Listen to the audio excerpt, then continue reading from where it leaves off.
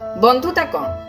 बंधुता है दुई किंबा अधिक लोकों मध्य स्नेहर एक संपर्क। बंधुतार संपर्क जेकोसी एक संगठन ठारू शक्तिशाली संपर्क होता है। एक विश्व सौभाग्य तथ्य अनुजाई निबिड़ बंधुता थिबा लोक माने अधिक सुखी होता।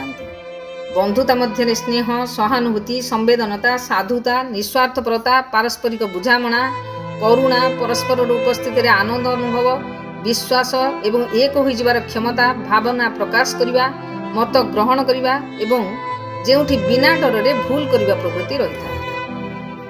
तथापि बंधुता एक समान परिवेश, जीविका किंबा आग्रह उपरे मुख्यतः परिवेशित होता है। बंधुतार आधुनिक अर्थ वर्णना करा जाई कहा जाए, बंधुता जनक सह एक सुस्थ तथा खुशीकर संपर्क रखिबा ठारू अन्य किछि नहीं। वास्तव में बंधुता कौन ताठारू किछि अधिक नुहे। यह निश्चित भाव कह जाई परिबा जे बंधुता एही सब शब्द रे सीमित नुहे। यह समस्त सीमार ऊर्ध्वरे संपर्क जहाँ हृदय आसी थाए एवं सुख प्रदान करे ताको बंधुता कह जाए।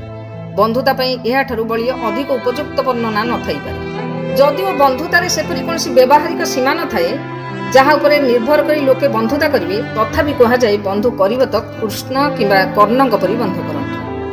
कर्ण जे बंधु दुर्योधनकर विनाश निश्चित बोली जानिथिले एवं दुर्योधनक विनाश पूर्वरु निजर अंत कथा मध्य कर्ण जानिथिले, तथापि बंधुता पई से निजर आत्मबळी देइदेले। सेहिपरि आउ जणे बंधु थिले भगवान श्रीकृष्ण।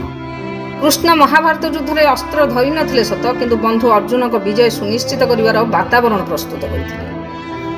बंधुतारे स्वार्थ आशा करा जाय नथाय सत, किंतु स्वार्थ प्रदान करा जाय थाय। जणे बंधु तार जणे बंधुक ठारो स्वार्थ आशा करिबा अनुचित, किंतु जणे बंधुर जदि सामर्थ्य थाए तेबे से तार बंधु को स्वार्थ प्रदान करि होचे।